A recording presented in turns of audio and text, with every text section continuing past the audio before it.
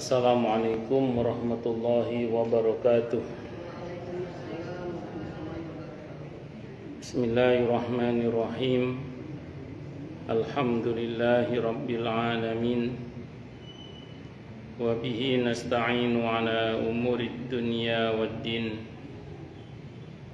Wassalatu wassalamu ala asyrafil anbiya'i wal mursalin, Sayyidina wa habibina wa syafi'ina wa qurrati a'yunina wa maulana Muhammadin wa ala alihi wa ashabihi wa dhurriyyatihi ajma'in, amma ba'du. Ashhadu an la ilaha illallah wa ashhadu anna Muhammadar Rasulullah wa ufawwidhu amri ilallah. Innallaha basirun bil ibad. Hasbiyallahu la ilaha illa huwa alaihi tawakkaltu wa huwa rabbul arsyil azim.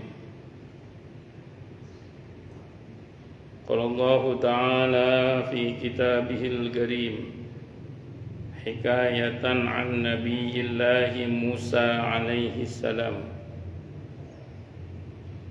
Rabbi shrah li sadri wa yassir li amri wahlul 'uqdatam min lisani yafqahu qawli. Para asatidzah, para ibu-ibu sekalian, hafizani wa hafizakunallah. Wabil khusus segenap pengurus majelis ta'lim, ibu-ibu Masjid At-Taqwa, yang semoga pengurusnya dan jamaahnya, semoga semuanya saja selalu dalam naungan rahmat, barokah, perlindungan serta bimbingan Allah Subhanahu wa ta'ala. Amin, Allahumma amin, insyaallah. Dan tentu saya doakan semoga kemuliaan ibu-ibu sekalian selalu dijaga dan ditingkatkan terus oleh Allah Subhanahu wa ta'ala sebagai seorang muslimah, sebagai seorang istri, sebagai seorang ibu, dunia hingga syurga. Amin, Allahumma amin, insyaallah. Allahumma inna nas'aluka ilman nafi'ah wa rizqan thayyiba wa amalan mutaqabbala wa fatahallahu alaina futuhal arifin.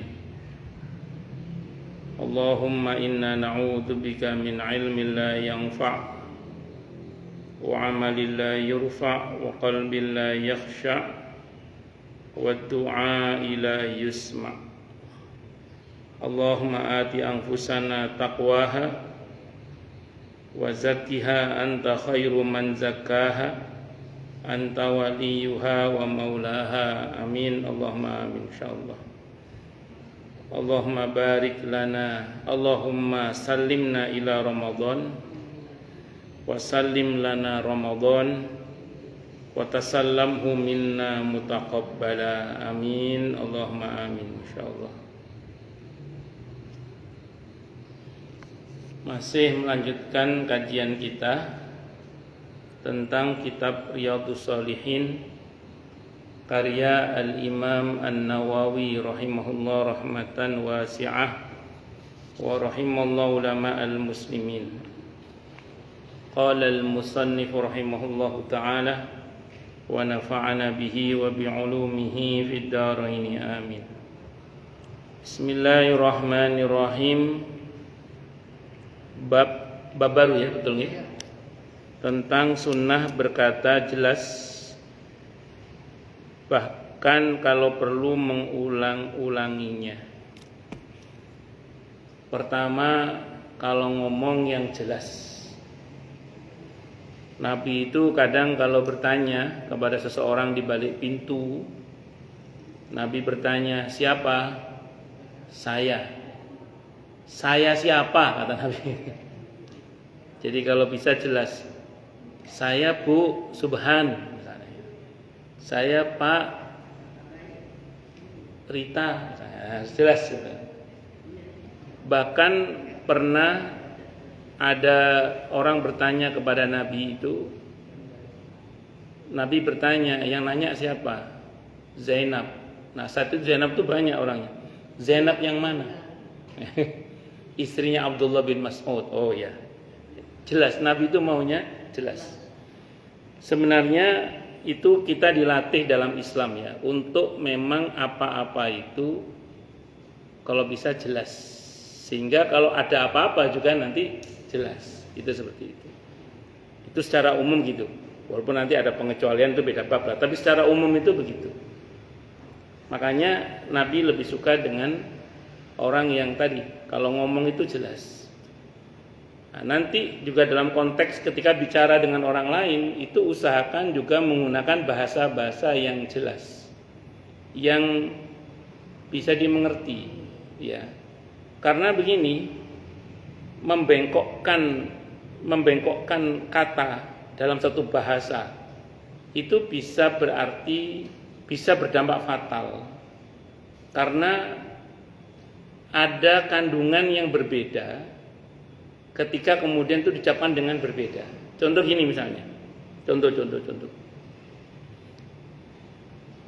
Kita dalam bahasa Indonesia itu ada bahasa baku. Dalam bahasa ada bahasa apa? Bahasa baku. Mahal. Tiba-tiba ada orang ngomong itu mehong itu. Nah. Paham maksudnya? Sekilas kayak nggak ada masalah, tapi bagi sebagian orang, loh dia kok ngomongnya mehong? Ini laki beneran apa laki-lakian? Ya, misalnya gitu. Iya, misalnya. Dan di samping nanti berkaitan dengan konteks yang lain juga, misalnya orang yang berzina itu bahasa tepatnya kan bahasa bakunya kan pelacur kan gitu.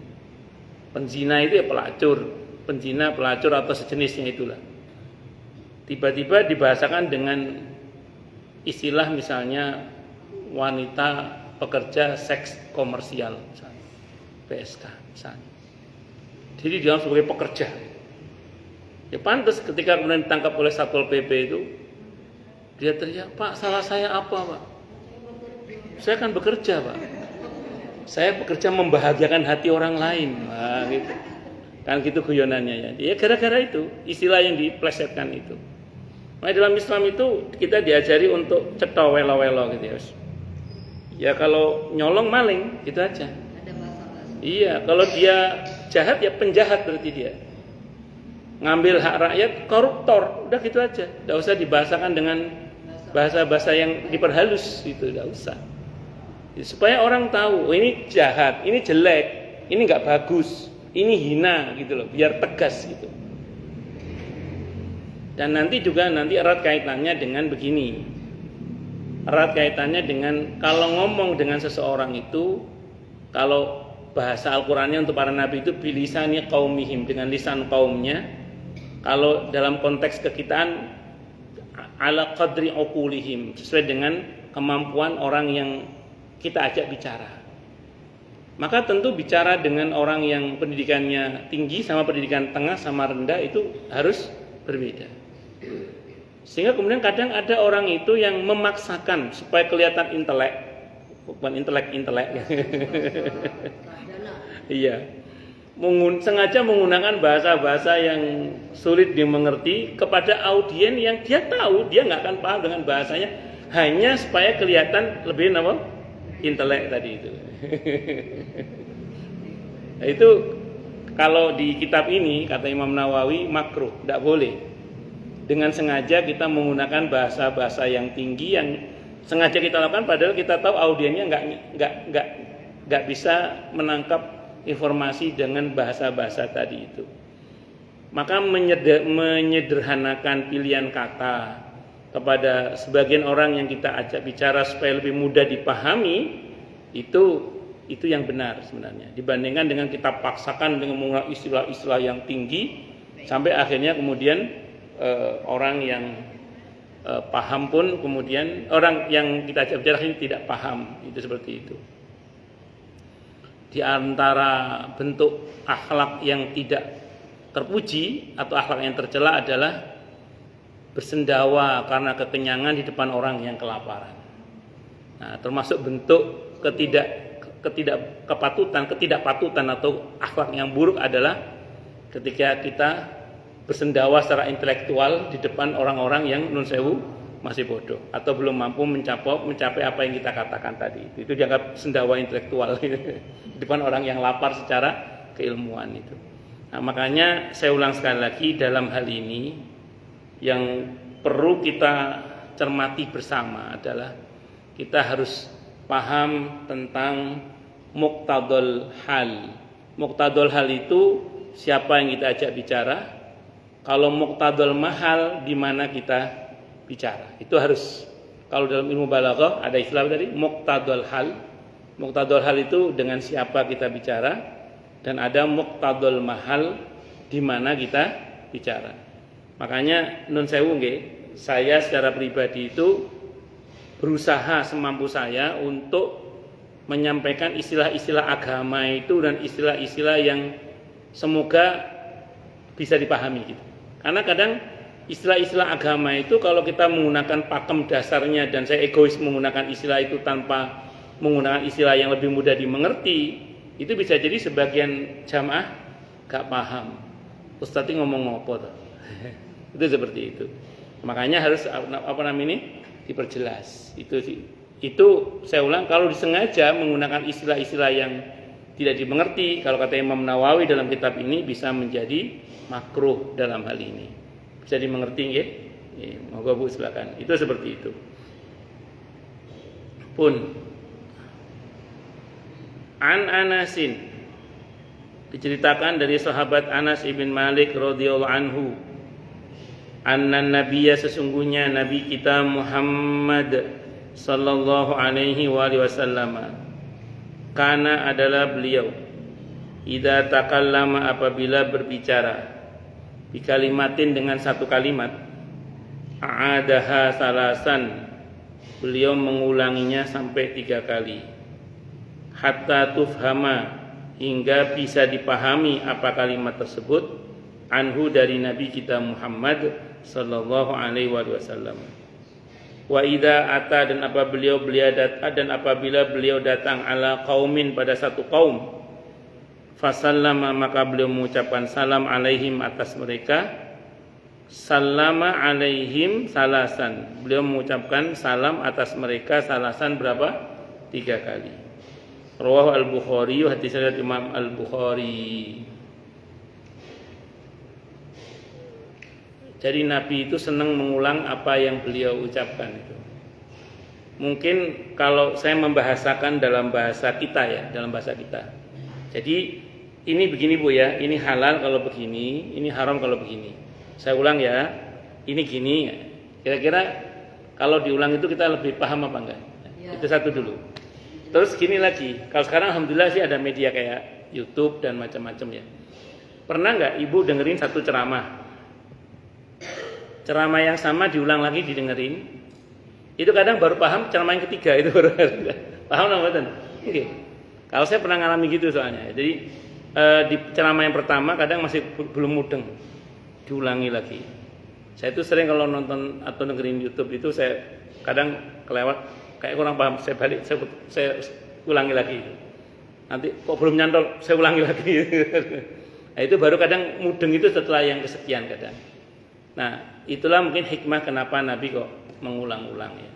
Jadi di samping itu merupakan penekanan. Nah, maka kalau kita merasa bahwa ada hal yang perlu kita tekankan untuk dipesankan kepada seseorang yang kita ajak bicara, maka baik sekali kalau merujuk pada sunnah Nabi yang ini ya, itu diulang sampai berapa? 3 kali. Jadi tidak usah jauh-jauh loh. Kita kasih perintah belanja sama pembantu aja kadang perintah itu disalahpahami kalau nggak diulang-ulang. Walau sudah ada catatannya. Saya dipahami nomor. Saya masih ingat itu kata putra kiai saya, Kip, nyuruh santri namanya main Kip. Saya belikan top, belikan top. Nggih Mas, berangkat ke toko santri ini. Pulang bawa top. Top itu lampu gitu loh. Iya, bawa top lampu itu. Kip, duduk top itu coklat top itu loh. Jadi kadang kita ngomong apa yang datang apa. Ya, mungkin pernah ngalami lah ya, nyuruh orang belanja apa jadinya apa gitu kan. Ya, itu aja kadang kita kalau nggak kita tekankan ya bisa masih salah juga. Mari diulang lagi. Kadang ada orang tertentu itu kita kalau nyuruh itu mesti kita ulang sampai berapa kali. Maka dalam perkara-perkara penting seperti nasihat agama itu tidak salah kalau kita mengulang agar supaya orang betul-betul paham atau sampai kita yakin orang yang kita ajak bicara itu betul-betul paham. Jadi ingat loh ya, ini haram kalau begini, halal kalau begini. Jadi hati-hati, bisa jatuh pada haram kalau kondisi begini, bisa halal kalau begini misalnya. Contoh misalnya. Misalnya ada khamr. Khamr itu halal apa haram? Khamr itu minuman keras, haram kan? Haram. Pertanyaan berikutnya sekarang. Kapan khamr menjadi halal? Ketika dia berubah menjadi cuka. Jadi ketika dia berubah menjadi cuka, dia halal. Makanya sempat istri saya itu nanya ke saya tentang cuka beras itu.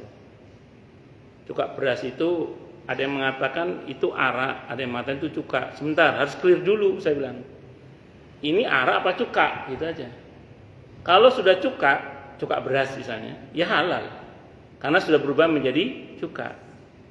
Tapi kalau masih arak, berarti masih khamr kan? Nah, itu baru masih haram, saya bilang gitu. Tapi kalau sudah cuka, halal, saya bilang. Itu harus diperjelas itu. Ini cuka apa arak. Itu seperti itu. Jadi cuka, kalau cuka beras halal. Sudah cuka loh ya.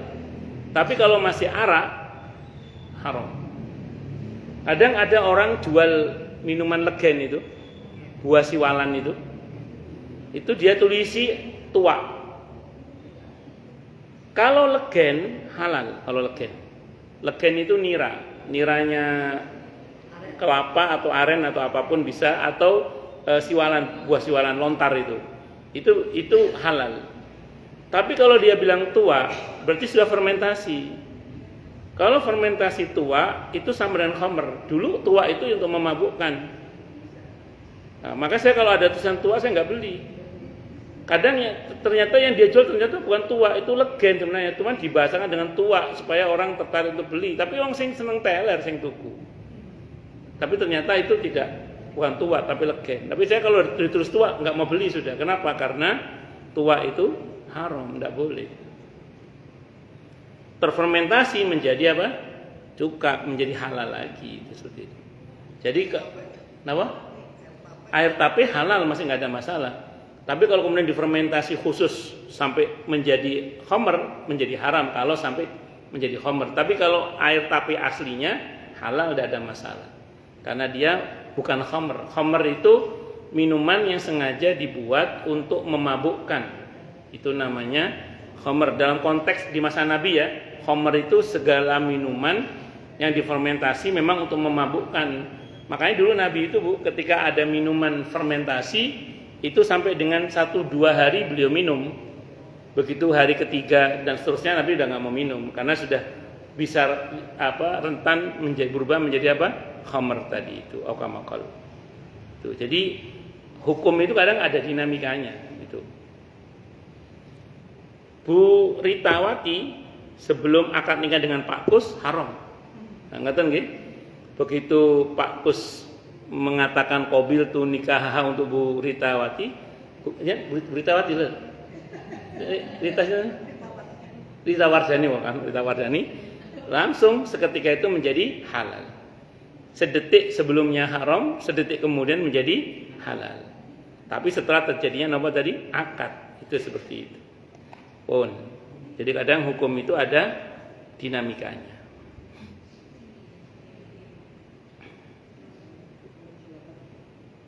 Karena ada orang yang buat analogi begini, ada orang buat analogi gini. Kan satu saat dalam sebuah sistem ekonomi syariah itu ada akad, kalau begini akadnya dia halal, kalau begini akadnya dia haram gitu ya. Terus ada orang ngomong depan saya itu, ngomong depan saya. Saya mau tanya dan tolong dijawab pertanyaan saya, dia bilang gitu. Ini ada analogi. Ini ada anjing, bangkai anjing. Kira-kira kalau anjing ini dipotong kepalanya atau dipotong kakinya menjadi halal atau tidak, dia bilang gitu. Sama dengan tadi itu, dia bilang gitu, Pak. Sesuatu yang haramnya haram aja. Mau digini, mau gini, itu tetap mau diakad bagaimana? Haram, dia bilang gitu. Saya jawab begini, saya balik sekarang. Bapak contohnya jangan anjing, Pak, saya bilang gitu. Bapak contohnya khomer, saya bilang gitu. Khomer itu kan haram, menjadi halal ketika dia berubah menjadi cuka, saya bilang. Itu satu dulu. Jadi sesuatu yang haram itu bisa berubah menjadi halal ketika konteksnya benar. Itu satu dulu. Yang kedua, kalau dari segi akad, Pak, suami istri tadi saya bilang, sebelum dia berakad, laki perempuan yang akan menikah itu masih haram. Begitu akad langsung berubah jadi halal, Pak, saya bilang gitu. Bapak analoginya salah, saya bilang, bukan anjing analoginya. Bisa dipahami nggak, betul? Nah, jadi dinamika hukum itu ada. Sholat subuh itu wajib apa enggak? Sekarang? Enggak wajib, nanti subuh baru wajib. Bisa pahami? Nah, itu dinamika hukum namanya itu. Walaupun, nah, lanjut ya. Nah, hal-hal seperti itu kadang mesti diulang penjelasannya supaya orang paham. Supaya orang paham. Kadang-kadang diulang aja udah nggak paham kadang. Kalau mengenai mengucap salam, Nabi memang sering kalau datang pada satu kaum mengucap salam 3 kali. Mungkin ya lebih kepada karena Nabi ingin supaya betul-betul kaum itu diselamatkan sehingga diulang salam itu sampai 3 kali. Dan yang kedua, mungkin saat itu suara tidak merata, ada sebagian orang yang masih belum peduli menjawab salam beliau dan beliau ucapkan salam sampai 3 kali supaya orang greget untuk menjawab salam itu. Di samping menghilangkan ngantuk juga. Itu biasanya itu kalau di pengajian-pengajian umum biasanya. Assalamualaikum warahmatullahi wabarakatuh. Kalau orang-orang sekarang ya. Salam. Ini kok pada ngantuk semua kayaknya ini. Saya doakan yang jawab salam saya utangnya lunas. Amin. Assalamualaikum misalnya gitu. Terakhir pantun ikan sepatu gitu. Terus biasanya gitu kalau orang sekarang. Kalau Nabi enggak gitu itu amat kalau Nabi. Cuman maksudnya sunnah mengulang salam berapa dari 3 kali. Rawahu al-Bukhari, hadits al-Bukhari. Bahkan kalau sekiranya mungkin ya, dengan orang yang sama itu kita ucapi salam berkali-kali di dalam rumah sekalipun. Tuh. Masuk kamar ketemu sama Mas, assalamualaikum. Keluar, assalamualaikum Mas. Bolak-balik assalamualaikum. Itu jangan dikira nggak ada manfaatnya. Ada manfaatnya loh. Apa manfaat yang pertama? Tumbuhnya rasa cinta. Kata Nabi, maukah kalian aku ajari sesuatu yang kalau kalian lakukan kalian akan tumbuh rasa cinta. Mau ya Rasul, ucapkan salam. Jadi ibu kalau sering ucap salam ke suami, nanti insya Allah dalam hati suami itu muncul rasa cinta. Ini saya setuju, ya, Nabi yang ngajari itu. Nanti ya masuk kamar, assalamualaikum Mas. Keluar kamar, assalamualaikum Mas. Ngamalkan hadis Nabi Mas. Menegakkan sunnah itu Mas gitu. Itu. Terus kemudian apa lagi? Sama suami ke istri juga sama. Masuk kamar, Dek, assalamualaikum. Keluar kamar, assalamualaikum. Ketemu lagi, assalamualaikum. Itu jangan bosan. Kelihatannya sepele itu, tapi itu penting. Saya cerita dikit aja ya. Jadi ceritanya itu ada orang istrinya itu ngomelan gitu, cerewet itu istrinya. Kata kiai itu gini. Kamu itu kurang mengucapkan salam ke istri kamu itu kurang kamu itu. Loh, sampun Kiai. Saya kalau keluar masuk rumah itu assalamualaikum. Oh, kurang. Terus ya setiap ketemu bilang assalamualaikum, assalamualaikum Dek, assalamualaikum Dek. Itu kamu sama dengan mendoakan istri kamu itu selamat. Jadi, kalau kamu sering mengucapkan selamat assalamualaikum ke istri kamu itu kamu sama dengan mendoakan istri kamu itu selamat. Termasuk selamat tidak ngomelin kamu. Gitu. Kata Kiai itu gitu. Di samping memang kalau kita sering mengucapkan salam akan tumbuh rasa cinta tadi. Dipraktekkan. Qadarullah kok istrinya nggak terlalu cerewet lagi. Itu. Nah, ibu supaya tumbuh cinta dalam hati suami, Mas, assalamualaikum, keluar, Mas, assalamualaikum, bolak-balik, Dek, pegang batuknya. Normal, Mas, ngamalkan sunnah Nabi kita Muhammad sallallahu alaihi wasallam, termasuk ke anak-anak, ketemu assalamualaikum ke anak-anak. Nah, itu sering mengucapkan salam walaupun pada satu orang yang serumah dengan kita, itu jangan disepelekan. Itu ternyata menjadi doa. Siapa tahu pas kita mengucap salam barengan dengan waktu mustajabah, barengan dengan malaikat pas lewat diaminkan, wes itu insya Allah jadi mustajabah salam kita itu. Allahu Akbar. Jadi ringankan lisan untuk mengucap napa? Salam. Pun. Wa an Aisyah radhiyallahu anha, dan cerita dari Siti Aisyah radhiyallahu anha, qalat, beliau berkata, karena ada apa kalam Rasulillah, ucapan Rasulullah Muhammad sallallahu alaihi wasallam adalah kalaman ucapan faslan yang terputus, kan recel. Jadi Nabi itu kalau dawuhan itu, kalau bicara itu faslan, tek tek tek, enggak gitu. Jadi kalau ngomong itu, jadi kita itu ini, jadi jelas ngomongnya. Bukan tipe orang kalau ngomong bukan tipe yang jadi kita bukan itu. Ada titik komanya. Tapi tidak kayak yang Mensesnek yang dulu itu, yang sama Pak Harto itu, yang ya apa namanya? Ya itu ya. Bukan itu juga, enggak. Ya. Tapi faslan ngomongnya cetok. Ya famuhu kullu man yasma'uhu, dan yang mana setiap orang yang mendengarnya pasti bisa memahaminya.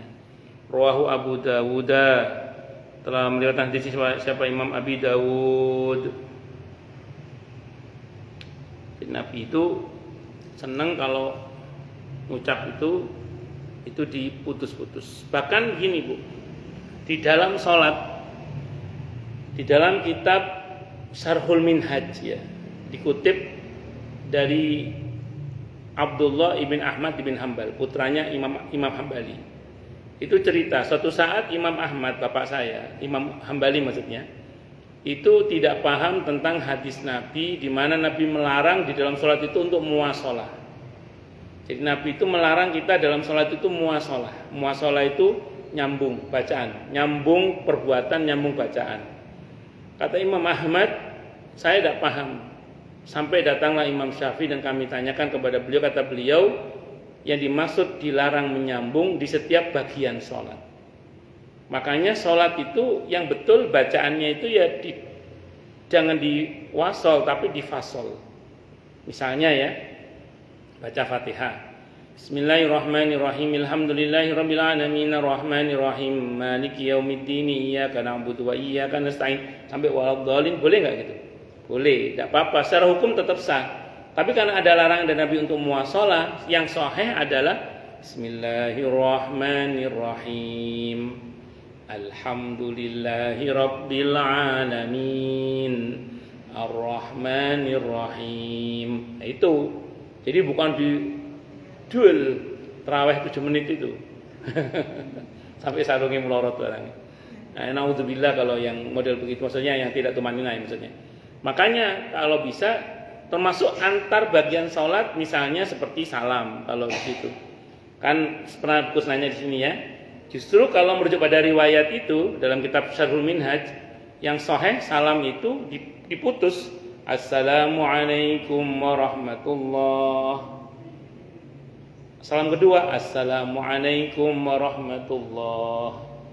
Itu sunnahnya begitu. Kalau langsung Assalamualaikum warahmatullah, Assalamualaikum warahmatullah, sah, tapi melanggar larangan Nabi berkaitan dengan muwasalah itu. Itu seperti itu kalau merujuk pada Syarhul Minhaj, penjelasan Imam Syafi'i kepada Imam Hambali, dikutip oleh putranya Abdullah ibn Ahmad ibn Hambal dalam kitab Syarhul Minhaj. Itu seperti itu. Makanya sunnahnya ya diputus. Assalamualaikum warahmatullah. Assalamualaikum warahmatullah. Itu sunnahnya. Kalau merujuk kepada penjelasan dalam kitab Syarhul Minhaj. Itu seperti itu. Itu ketika itu Imam Hambali tidak paham maksudnya larangan Nabi muwasalah di dalam sholat. Rupanya tidak hanya pada sesama, kepada Allah pun sepatutnya kita itu tidak muwasalah dalam bicara. Bicara muwasalah itu kalau bahasa kita recel ngomongnya, gembel ngomongnya, dono titik komai. Nah, ngomong itu susah dindek. Nah, saya nggak tahu pernah ngalami apa enggaknya nanti. Nah, saya pernah ngalami mau menggak uang ini wangel, cari selanya untuk karena saking gembelnya ngomongin dan recel. Jadi saya itu duh dendi titik koma kita sela gitu. Kadang nggak kena juga. Hampir tidak bisa nggak nafas juga kayaknya itu jalan ngomong. Pernah ngalami ketemu sama orang gitu? Mau mutus itu nggak kena itu. Gara-gara nggak ada titik komanya tadi. Nah, kita sebaiknya kalau ngomong dengan cara mufassal. Mufassal itu diputus. Jadi, Mbak, besok kalau kalau bisa besok itu jangan besok gitu. Ngoten nggih, itu kalau bisa itu. Tapi kecepatan standar aja, jangan terlalu pelan juga. Di Pondok Kopi itu ada, menurut cerita jamaah saya itu ada pembantu rumah tangga ART di Pondok Kopi itu di daerah Malaka Country. Katanya sih orang Solo katanya. Kalau ketemu sama ibu-ibu pengajian itu kadang nyapa, Assalamualaikum Bu, gitu. Ibu mau kemana gitu. Itu ternyata bukan hanya ada di YouTube-nya siapa itu? Mak Betty. Nah, kan ada itu yang pemeran yang begitu itu. Ternyata di dunia nyata ada orang begitu itu. Mbak mau kemana? Itu begitu yang nanya begitu dia jawab, yang nanya nyesel itu. Karena nunggu lama. Saya mau ke di Malaka Country itu. Ada nyata itu. Saya dapat cerita dari jamaah saya orang situ. Sini ada Pak Ustadz pembantu itu. Kalau kita tanya itu, yang nanya itu nyesel dah. Karena nunggu jawabannya dia itu. Di mau kemana? Saya mau ke sana. Saya pikir itu cuma di YouTube-nya Mak Betty aja itu. Ternyata yang begitu ada juga itu. Saya baru tahu itu. Allah di Malaka Country itu. Saya dapat cerita dari Ibu Malaka Country. Nggak tahu mau ada apa enggak orangnya. Allah, yang jangan segitu-gitunya juga gitu ya. Jadi kita ini ya ngomongnya yang jelas titik komanya lah istilahnya. Jelas apa titik komanya itu. Nah, kalau jenengan kadang dengar saya agak nyerocos itu kadang ngejar yang di sini kadang itu. Kalau nggak dikejar kadang keburu hilang kadang.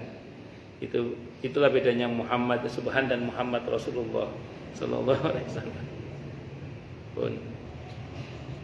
Baik, sekarang bab baru. Bab tentang boleh mendengarkan pembicaraan dalam suatu majelis selama tidak membicarakan yang haram dan memperhatikan nasihat orang alim. Berarti kalau kita hadir di sebuah majelis, hendaklah kita selektif di dalam memilih sebuah majelis.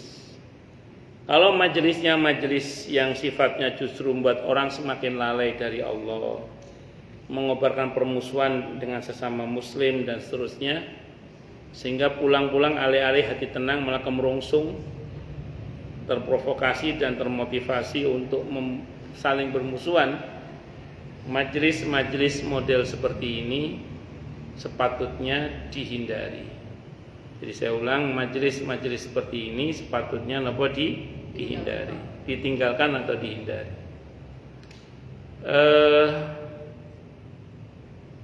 Dulu tapi ya, sekarang mungkin alhamdulillah sudah jarang ya. Dulu itu khutbah Jumat pun provokatif. Sehingga ada khotib-khotib tertentu di saat musim politik tertentu, karena nggak suka dengan tokoh politik tertentu, itu jadi tema khutbah.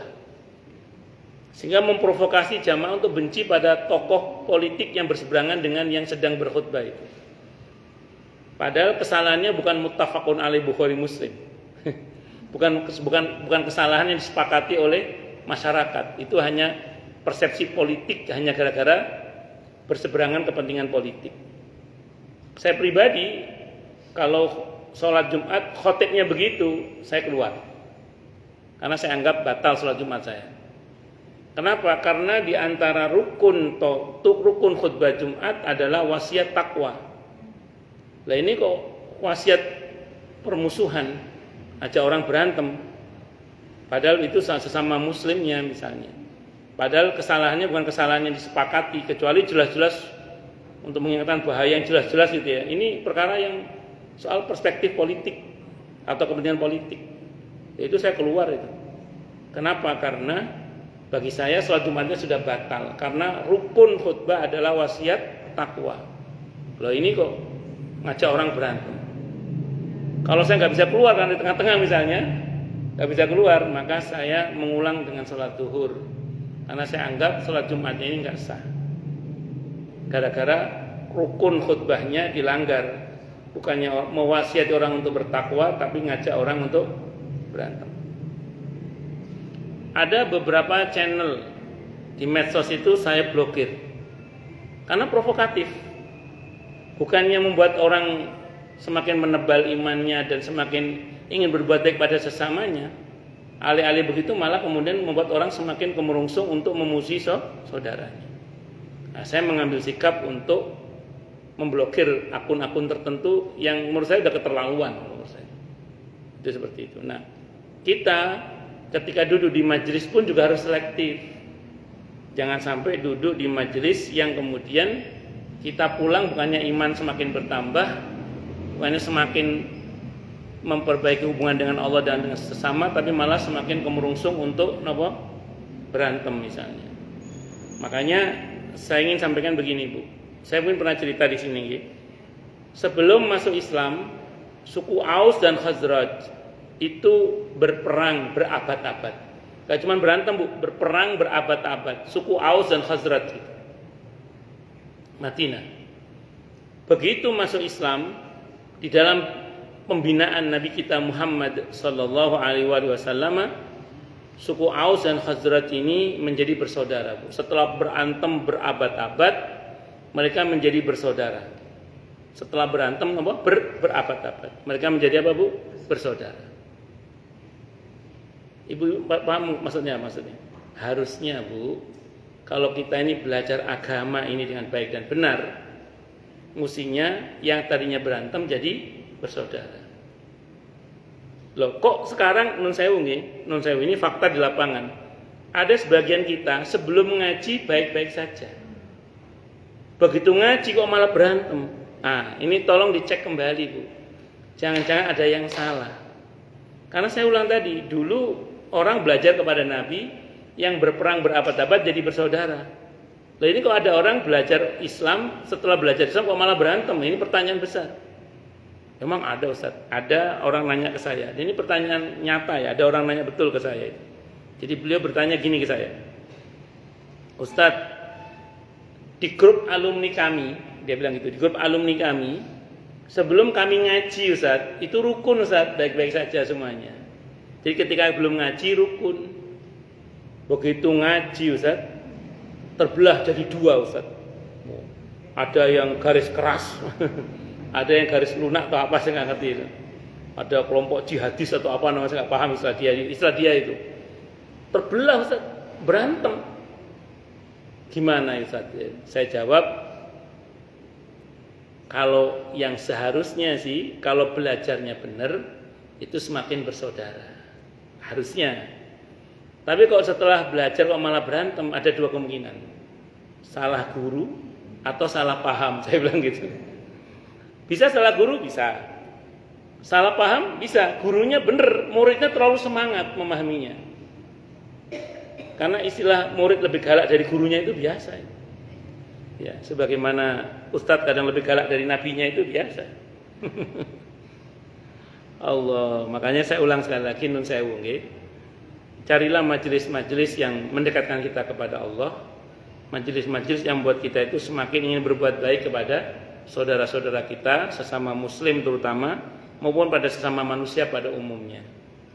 Ya, hindari majelis-majelis yang sifatnya provokatif, yang akan membuat orang itu semakin kemerungsung untuk membenci sesama muslimnya terutama, atau sesama manusianya. Itu seperti itu. Wong Nabi itu kalau ngajari para sahabat itu sederhana. Cintailah karena Allah, bencilah karena Allah. Sahabat nanya, kalau mencintai karena Allah kami paham ya Rasulullah. Kalau membenci karena Allah itu bagaimana, kata para sahabat. Nabi menjawab, bencilah perbuatannya. Jadi sebenarnya Bu, kalau kita pakai konsep ini Bu, nggak akan sampai bermusuhan sebenarnya. Karena coupling kita sederhana, yang kita benci perbuatannya. Taruhlah misalnya nun sewu nggih, di antara kita pasti ada khilafiyah. Ada perbedaan pendapat. Karena beda pendapat sama beda pendapatan itu seusia lah ya itu. Kita tidak usah jauh-jauh. Ini ntar awal Ramadan ini kemungkinan berbeda, kemungkinan. Karena kalau lihat dari teori ya, yang mudah-mudahan sih bareng, amin insyaallah. Tapi kemungkinan berbeda. Baik yang menggunakan pendekatan hisab dan yang menggunakan pendekatan ru'yah ini kemungkinan berbeda. Bagi orang yang punya kelapangan dada, ya wis. Ini fitrah. Mau dipaksakan tidak bisa karena masing-masing punya argumentasinya masing-masing. Ya sudah, dengan kelapangan dada kita menerima perbedaan ini. Bagi yang ngerti. Tapi bagi yang nggak ngerti itu klaim-klaim istilah, wah itu yang pakai hisab itu mengikuti hawa nafsu itu ada begitu itu. Klaim-klaim begitu itu. Atau kemudian dibalik, wah itu yang ru'yah itu udah tanggal 2 itu hilal sudah setinggi itu kok misalnya gitu. Akhirnya orang yang nggak dewasa ini berantem.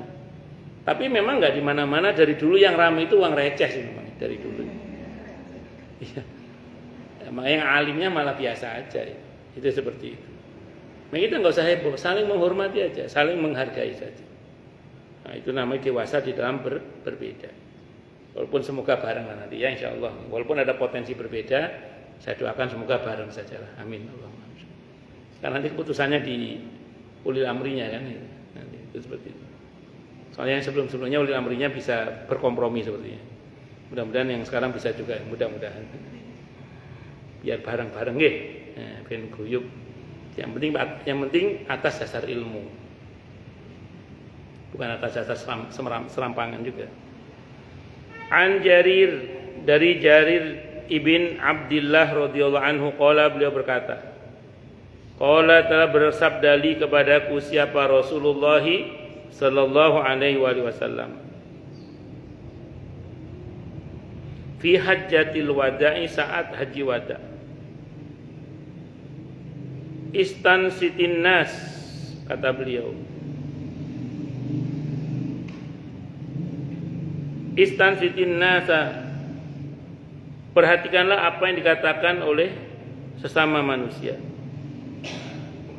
Summa qala, kemudian beliau bersabda, ini kayaknya terjemahnya salah. Intansitin nasa ini kayaknya terjemahannya suruh orang-orang diam. Betul gitu? Ya. Di saya terjemahannya salah di saya ini. Jadi istansitin nas, suruh orang-orang diam. Betul gitu ya? Betul. Itu yang betul itu. Summa qala, kemudian beliau bersabda, la tarji'u ba'di kuffaran yadribu ba'dukum riqaba ba'din. Ini kalimat Nabi ini. Nabi berwasiat di dalam perang, di dalam haji wada, kata Nabi apa? Jangan kalian kembali sepeninggalku pada kekafiran. Bentuk kekafiran yang dimaksud oleh Nabi apa? Yadribu ba'dukum riqaba ba'din. Sebagian kalian memenggal leher sebagian yang lain. Sesama Islamnya saling bunuh. Na'udzubillahi min syarri dzalik. Muttafaqun alaih, Bukhari, Muslim. Pertanyaannya sekarang, terjadi nggak ini yang Nabi wanti-wanti ini? Terjadi. Di masa para sahabat ada kelompok yang tidak segan memenggal leher saudaranya sesama muslim hanya karena menurut dia saudaranya ini sudah kafir. Kelompok itu namanya Khawarij. Siapa yang dikafirkan? Enggak tanggung-tanggung. Sekelas Sayyidina Ali bin Abi Thalib radhiyallahu anhu dikafirkan. Muawiyah ibn Abi Sufyan radhiyallahu anhu dikafirkan. Amr ibn Al-As radhiyallahu anhu juga dikafirkan. Bahkan ditarget untuk dibunuh. Sayyidina Ali radhiyallahu anhu terbunuh, Sayyidina Muawiyah terluka, Amr ibn Al-As radhiyallahu anhu selamat. Siapa mereka ini, kelompok Khawarij ini? Ternyata mereka bukan orang yang tidak ahli ibadah. Mereka adalah orang yang ahli sholat malam, ahli puasa di siang harinya, ahli ibadah, banyak yang hafal Al-Quran. Tapi kata Nabi apa? Semua itu tidak pernah melampaui rongkongannya. Jadi mereka ini sibuk menata zahir fisik, tapi tidak pernah menata hati. Sehingga yang terjadi apa? Sombong pol-polan, merasa dirinya paling baik dan menganggap orang yang nggak sama dengan dia itu, bahkan saudaranya sendiri sama muslim itu dianggap nopo kafir. Bahkan tidak segan mereka membunuh saudaranya sesama muslim. Nabi wanti-wanti jangan seperti itu kita. Maka dalam hal ini hati-hati. Jangan sampai kita ini tadi apa? Gampang mengkafirkan saudara kita sesama muslim. Apalagi menumpahkan darah saudara kita sesama muslim. Itu harus hati-hati. Jangan sampai itu terjadi. Pun lanjut. Nah, saya ulang, kelompok Khawarij ini kalau bahasa Nabi kepada para sahabat saat itu ada Khalid bin Walid radhiyallahu anhu, ada Sayyidina Umar radhiyallahu anhu dan beberapa sahabat yang lain. Kata Nabi gini, ini Nabi ngomongnya ke sahabat, bukan ke kita ya, ke sahabat. Sahabat tahu sendiri kan, sholat malamnya, puasanya, zikirnya, bacaan Qur'annya top para sahabat itu. Tapi apa kata Nabi kepada para sahabat mengingatkan fenomena orang Khawarij ini? Kata Nabi aukamakal, nanti kalau kalian diberi panjang umur, kalian akan tahu orang model kayak orang ini. Namanya Dzul Khuwaisir itu. Embrionya Khawarij itu namanya Dzul Khuwaisir di antara. Kamu akan lihat orang kayak gini. Yang kalau kalian lihat sholat dia, sholat kalian rasanya nggak ada apa-apanya. Saya ulang Bu ya. Kalau kalian lihat sholat ini, hadisnya Sahih Muslim. Kalau kalian lihat sholat dia, sholat kalian rasanya nggak ada apa-apanya. Padahal para sahabat itu Bu, sholatnya itu kena panah itu loh. Dicabut nggak terasa sakit. Itu para sahabat. Tapi itu kata Nabi, dibandingkan dengan sholat dia, sholat kalian rasanya nggak ada apa-apanya. Itu orang Khawarij ibadahnya kayak gitu. Kebayang nggak ya? Sahabat aja ngelihat ibadah dia nggak pede. Allahu Akbar. Kalau kalian lihat bacaan Quran dia, bacaan Quran kalian rasanya nggak ada apa-apanya.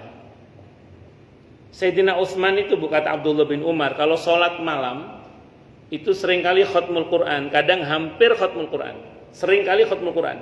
Salat malam Sayyidina Utsman radhiyallahu anhu.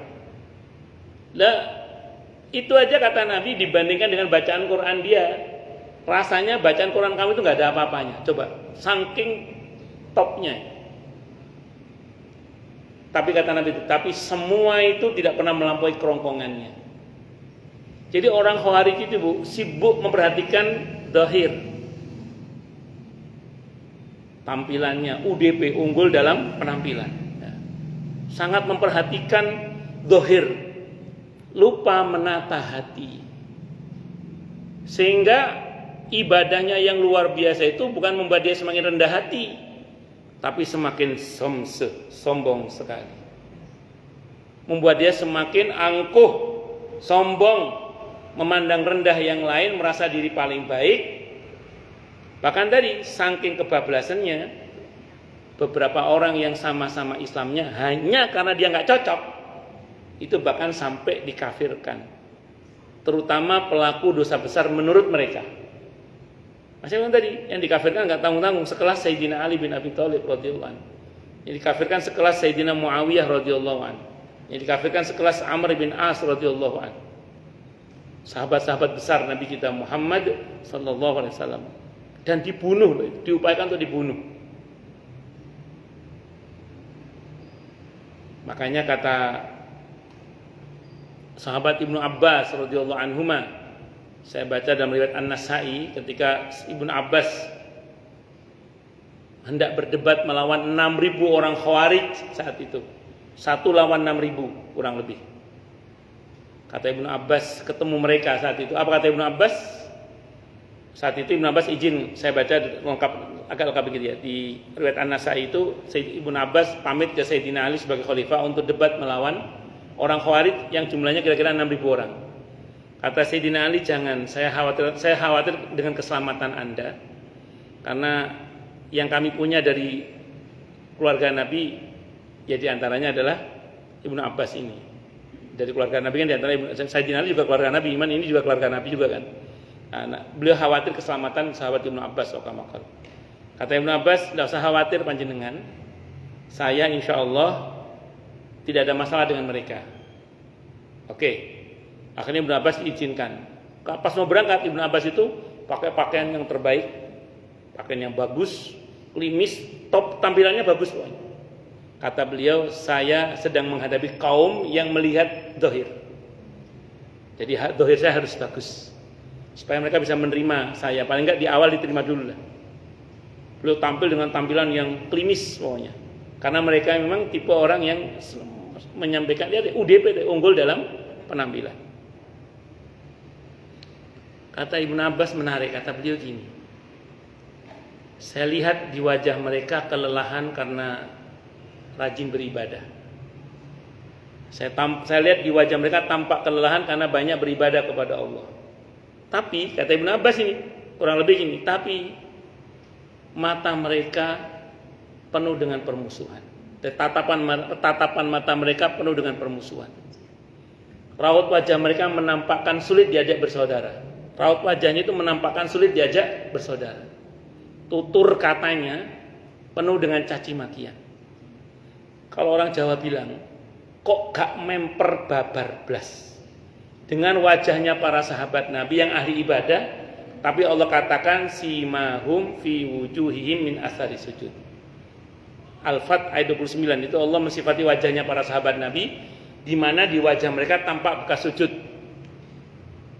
Kalau kita buka tafsirnya, bekas sujud yang dimaksud adalah cahaya nanti di akhirat. Kalau di dunia, bekas sujud yang dimaksud adalah asyidda 'alal kufar ruhama bainahum. Jadi tatapan mata sahabat Nabi itu penuh dengan kasih sayang, tatapan matanya itu. Raut wajahnya menampakkan mudah diajak bersaudara. Tutur katanya penuh dengan zikir dan nasihat. Lah ini beda banget sama orang yang ahli ibadah satunya ini, ahli ibadah tapi kok tatapan matanya penuh kebencian. Raut wajahnya menampakkan permusuhan atau sulit diajak bersaudara. Tutur katanya penuh dengan caci makian. Kelompok Khawarij itu namanya. Itu Ibnu Abbas debat melawan mereka. Dari 6.000 itu, kalau saya nggak salah saya baca itu, saya belajar itu, yang tobat 2.600. Dari 6.000 orang yang debat dengan beliau, akhirnya tobat menjadi Ahlus Sunnah kembali, itu sekitar 2.600 yang tobat. Hampir separuhnya lah yang tobat. Dari 6.000 itu yang tobat 2.600 kira-kira. Setelah debat melawan Ibnu Abbas radhiyallahu anhu. Nah ini yang saya maksud tadi Bu. Jangan sampai kita menjadi orang yang seperti itu.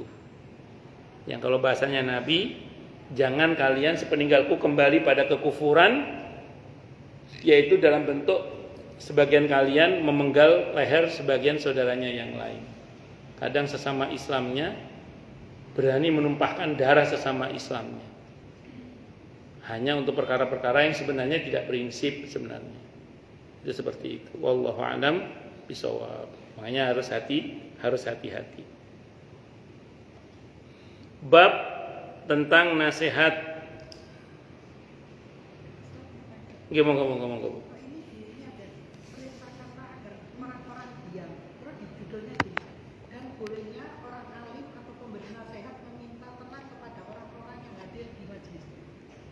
Bagus.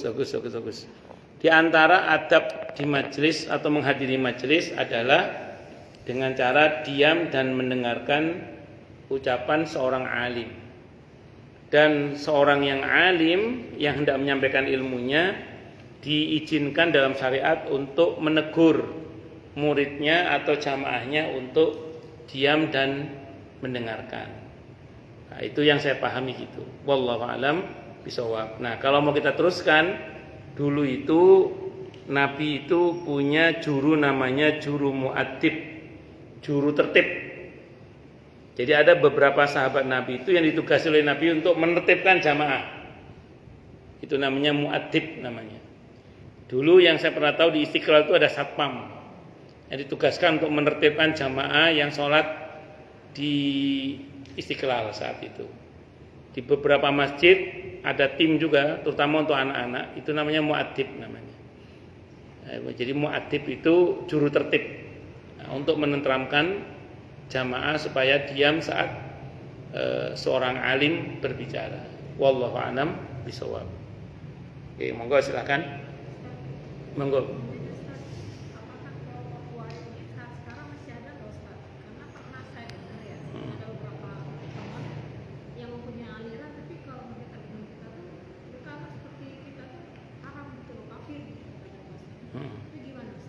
Bagus. Secara umum kelompok yang namanya Khawarij ini dengan nama Khawarij sudah tidak ada. Dengan nama itu. Tapi dengan nama lain, dengan model akidah yang mirip, itu masih ada. Di zaman sekarang, kelompok itu sering dikenal dengan istilah kelompok takfiri. Kelompok muslim tapi mudah mengkafirkan orang di luar kelompoknya atau di luar golongannya atau di luar pemahamannya dan seterusnya. Nah, saya ulang, nama Khawarij udah nggak dipakai. Tapi dengan label nama yang lain, tapi sikapnya mudah mengkafirkan saudaranya sesama muslim, itu masih ada. Iya.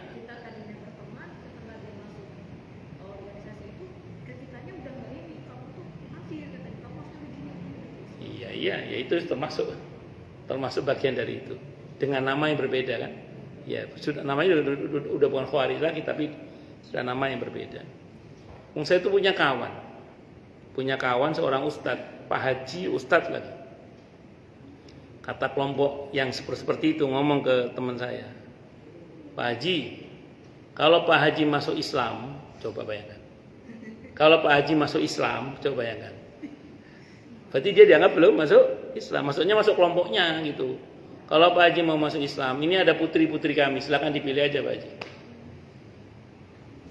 Gitu. Wallahu a'lam bishawab. Jadi yang model begitu itu ya ada gitu maksudnya. Oke, monggo yang lain silakan. Oke, monggo Bu. Titipan pertanyaan, saya belum punya titipan jawaban nih.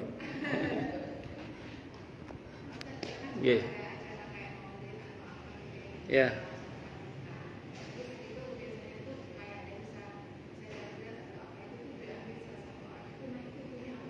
Apa? Terus.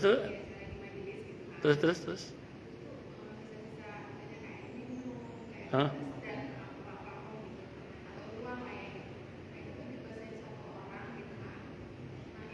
Dikuasai satu orang.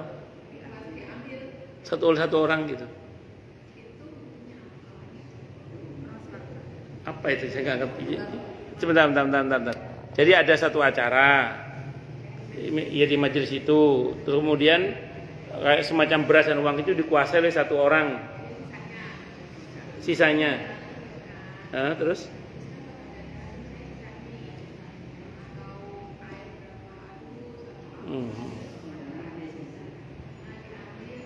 Apa hukumnya gitu? Pertanyaannya gini Bu, dia siapa dulu? Pengurus juga. Kira-kira yang diambil itu haknya siapa dulu?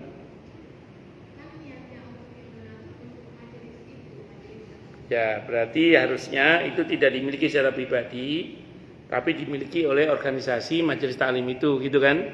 Kecuali barangkali yang basi ya, kalau nggak kita makan nanti takutnya basi, kalau itu tidak ada masalah. Baik, saya akan rinci gini.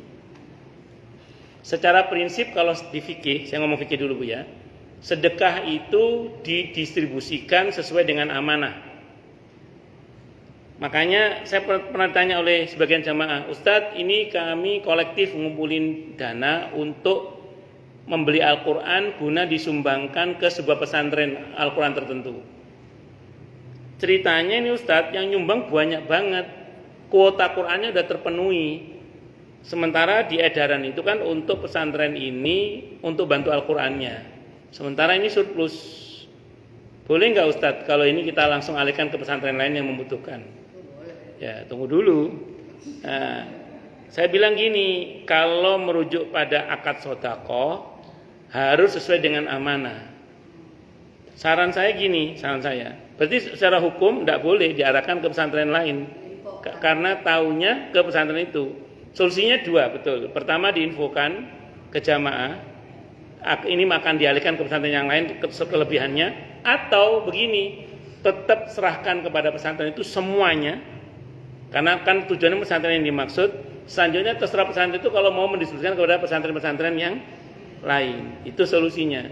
Itu sodako. Makanya saya gini Bu, saya pribadi itu kalau ada orang nitip sodakoh, misalnya gini, Ustadz nitip sodakoh untuk anak yatim, misalnya gitu ya, itu saya tawar itu, Bu, yang channel saya nggak semuanya yatim, beberapa itu bukan yatim tapi miskin, fakir atau miskin, boleh nggak saya kasih ke yang lain itu? Kalau beliau bilang boleh, alhamdulillah. Kalau enggak ya sudah, nggak ada pilihan, betul-betul harus ke yatim. Karena pernah ada orang dari Jepang itu nitip dana ke saya itu untuk nelayan, coba bayangkan. Untuk nelayan. Saya nggak bisa naruh orang Jepang. Itu akhirnya semuanya habis untuk nelayan. Saya kirim ke daerah Probolinggo sana, mesti nggak ada nelayan. Itu semuanya saya kasih ke nelayan karena pesannya untuk nelayan. Itu. Andai kan orangnya ada saya tawar, orang Jepang. Akhirnya tak kirim yang di sini nyari nelayan saya susah sini. Saya kan pernah lama di Probolinggo, saya tahu ada kampung nelayan, saya kasih ke nelayan di sana yang tentu nelayan yang tidak mampu ya. Saya kasih ke sana. Gitu. Jadi kalau sodako itu gitu, makanya sering saya kalau ada orang nitip sodako yang sekiranya saya tidak mampu untuk sesuai dengan itu, situ saya tawar. Nah, maka ada sangat baik sekali kalau di edaran minta sumbangan ke donatur itu ada kata-kata ekornya gitu loh Bu. Nah, sekiranya nanti surplus mohon diikhlaskan untuk dikelola oleh pengurus gitu, untuk apa saja. Masjid saya Asyuhada itu untuk kegiatan Ramadan dananya sering surplus. Padahal orang nyumbang untuk kegiatan Ramadan. Pengurusnya nanya ke saya, gimana ini Ustaz? Ya karena untuk kegiatan Ramadan gampang. Ya udah tahan lagi untuk Ramadan yang akan datang. Kan masih Ramadan juga gitu. Atau tadi izin kepada donatur, mohon, kan ada grup donatur, mohon izin uang ini akan digunakan untuk operasional masjid misalnya. Silakan. Makanya kalau bisa diomong, sekiranya nanti ada kelebihan dana, mohon diizinkan untuk dipakai untuk operasional masjid misalnya gitu. Nah, jadi itu satu dulu Bu ya. Yang kedua, kalau tidak ada omongan apa-apa dan itu pure murni nyumbang untuk kegiatan pengajian, berarti untuk hal-hal yang tidak busuk seperti minuman yang kemasan yang masih utuh dan macam-macam itu diinventarisir menjadi aset majelis taklim untuk kegiatan-kegiatan berikutnya berarti. Begitu, kecuali yang sifatnya kalau nggak segera dimakan busuk. Masih ada ongol-ongol, masih ada apa. Oh ini kalau nggak segera dimakan busuk, itu seperti lukoto, ambil aja nggak apa-apa. Itu sesuatu yang maklum namanya. Nah, Ibu nemu makanan, kalau menurut teori kan lukoto mesti diumumkan. Nah, kalau ongol-ongol siapa yang mengumumkan? Langsung dimakan tidak ada masalah. Karena kalau terlalu lama juga khawatirnya malah basi. Jadi boleh yang begitu. Kalau Ibu ragu mau makan sendiri, kasih ke orang yang tidak mampu, tidak ada masalah. Tapi itu seperti itu. Saran Pak bagi yang memberikannya, biar dia kan kadang kecewa, kok dibawa pulang misalnya nih, misalnya air gitu. Yang memberikan itu diperjelas aja, Bu, ini air yang saya berikan untuk kegiatan majelis ya. Jadi kalau ada lebih digunakan buat kegiatan majelis yang lain yang berikutnya gitu. Jadi yang ngomong aja berarti. Iya, ngomong aja, kayaknya harus diperjelas. Makanya kalau bisa di edaran surat Jamaah juga diperjelas. Jadi ada permohonan untuk kegiatan apa itu ada ekornya gitu loh. Ada kata-kata selanjutnya itu. Wallahu a'lam. Nggih, wallahu a'lam bishawab. Saya kira itu nggih. Nggih, monggo Bu Guru silakan.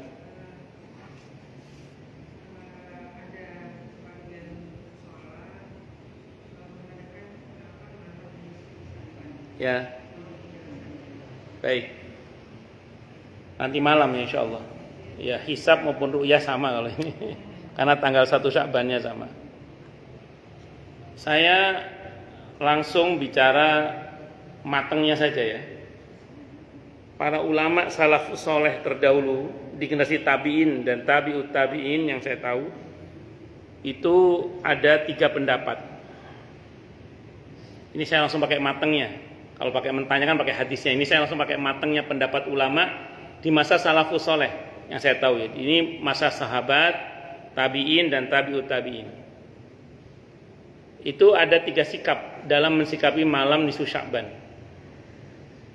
Sikap yang pertama didominasi oleh para sahabat, tabi'in dan tabi'ut tabi'in, terutama para tabi'in dan tabi'ut tabi'in di daerah bumi Syam, Palestina dan sekitarnya. Yang notabene mereka dekat, beliau-beliau ini dekat dengan wilayah Romawi. Beliau-beliau ini memilih menghidupkan malam nisfu Sya'ban di masjid-masjid, di musola-musola. Sekaligus syiar supaya orang-orang di luar Islam tahu keindahan Islam. Itu yang pertama. Yang kedua, para salafus soleh di bumi Hijaz, Mekah Madinah. Di Mekah Madinah ini para ulamanya menghidupkan malam nisfu Sya'ban di rumahnya masing-masing. Ini yang kedua. Ada pendapat yang ketiga yang mengatakan malam nisfu Sya'ban itu malam biasa aja. Jadi ya seperti biasa aja sudah. Ada yang begitu. Tapi yang ngomongin kan ulama, yang biasanya itu semalam bisa khatmul Quran sekali. Yang semalam tahajudnya bisa sampai kakinya bengkak misalnya gitu.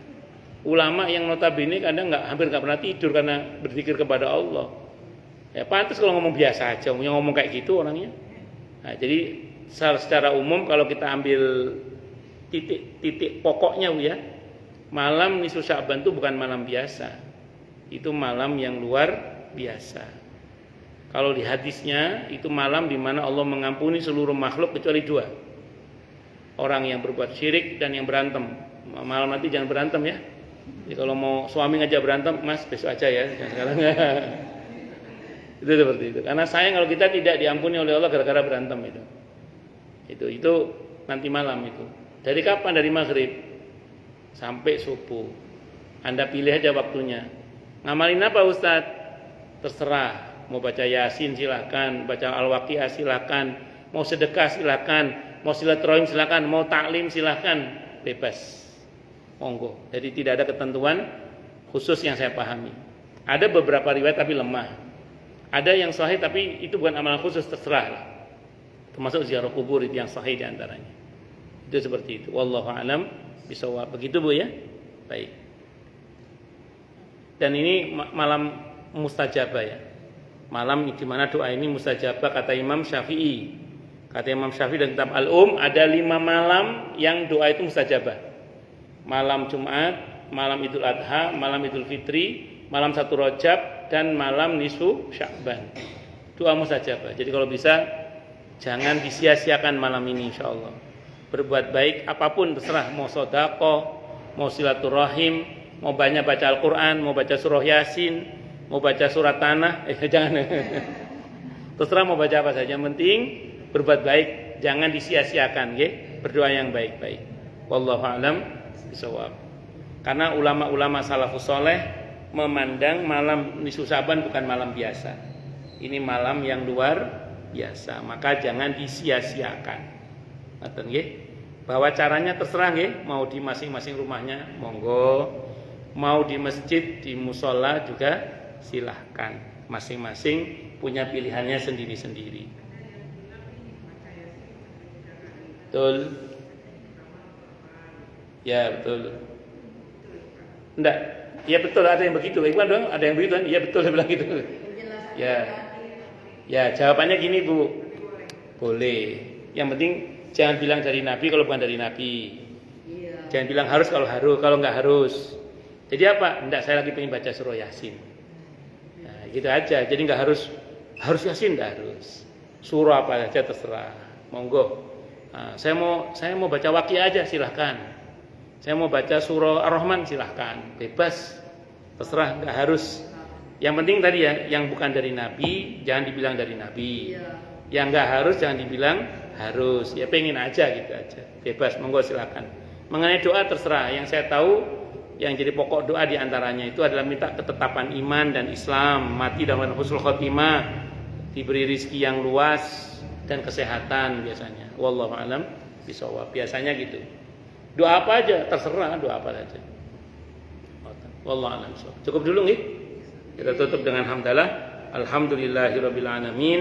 Semoga kajian kita bisa bermanfaat, mubarakah fid dini wad dunya wal akhirah untuk kita, keluarga kita dan seluruh umat Islam semuanya, dan mudah-mudahan kita semua dijadikan oleh Allah sebagai orang-orang yang sukses dunia akhirat, selamat dunia akhirat, bahagia dunia akhirat, dan dipermudah urusan kita oleh Allah fi dini wa dunia wal akhirah. Semoga Allah limpahkan hidayah selalu untuk kita, semoga Allah tingkatkan selalu hidayah untuk kita, dan semoga Allah berikan hidayah untuk siapapun yang melihat kita.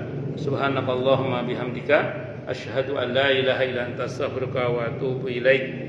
Sallallahu ala Muhammad wa ala alihi wa sahbihi wasallam. Saya mohon maaf. Assalamualaikum warahmatullahi wabarakatuh.